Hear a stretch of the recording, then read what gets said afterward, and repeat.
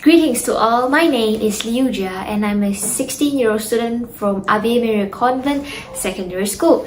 Today I will be reviewing the book Embrace the Possible, The Choice by Dr. Edith Eger, published in 2017 by Simon & Schuster Incorporation, which consists of 359 pages. It is a memoir based on the World War II.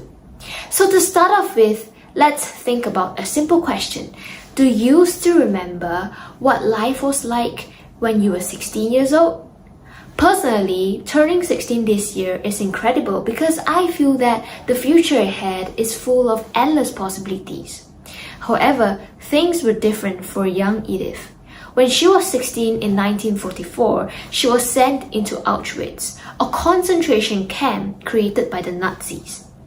Upon arrival at the camp, she was separated from her parents, and her parents both perished in the gas chambers, leaving young Edith and her older sister Magda to fend for themselves. Later on, Edith was forced to dance for Dr. Mengele. But it was an iconic moment because it was when she realized that she has the power of mind to change and to control how she feels. She remembers so clearly that her mother's last words were, "We cannot change what's going to happen, but no one is going to take away what we've put in our minds." Edith continues to write in details about the life of horrors and trauma of Auschwitz, until one day in 1945, she was pulled from a pile of bodies, barely alive. But the point is, she survived Auschwitz through her own mentality toughness. This book consists of 4 main parts, the first 2 about life in Auschwitz and the liberation of Edith from the concentration camp, while in the 3rd part, Edith continues to share about her own healing process, physically and mentally. She writes through simple, interesting, and easy to understand words about her long journey of self-forgiveness. She learned to grant herself permission to embrace the past and live the present. And eventually she overcame her trauma and became a psychologist.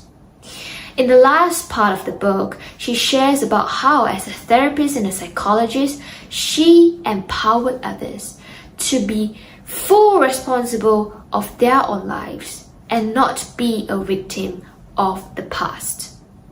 The Choice is in a class by itself. I could not help reading it on and on because I am so attracted to how she is able to write and convey her message point to point using such beautiful, compelling, and straightforward language. Not only is this book a historical account of a shameful past, it is also an evidence of how human spirits can triumph over the most adverse conditions in life. There are tons of messages and lessons from this book, but the 2 main things that I've learned is that, first, we cannot control the circumstances, but we have the choice on how we face them. Either to pay attention on what we've lost or to focus on what we still have in hand. Second, sufferings are universal, but what sets a victim and a survivor apart is that survivors never have the time to ask, "Why me?" because they are so occupied about what's next and what now. So it's this mentality that sets us apart. So if you are in the darkest moments in your life, just pick this book up and read it, because this book is full of compassion, full of healing. It is a chronicle of mental resilience. Trust me, you will learn something from Dr. Edith's inspiring and riveting life story, and you will learn something that will heal your own life from this book. Find this book, read it now. By this, I thank you.